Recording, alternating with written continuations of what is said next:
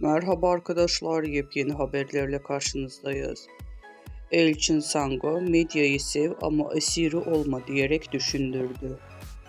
Güçlü metaforlardan oluşan kısa filmde medyanın gerçeklik algısına nasıl çarpılabileceğini gözler önüne seriyor. Elçin Sango'nun fotoğraflarında görünmemesinin medya tarafından tükenilen bir figür haline getirildiğinde gerçek kimliğinin kaybolduğunu sembolize ediyor. Medyaya esir olamam uyarısı insanlarda medya tüketiminde bilinçli olmalarını hatırlatıyor. Bu kısa filmde Sango medyanın güçlü ve bireyleri üzerinde etkisini eleştirirken izleyiciler medya tüketiminde dikkatli ve bilinçli olmaları gerçeğini hatırlatıyor.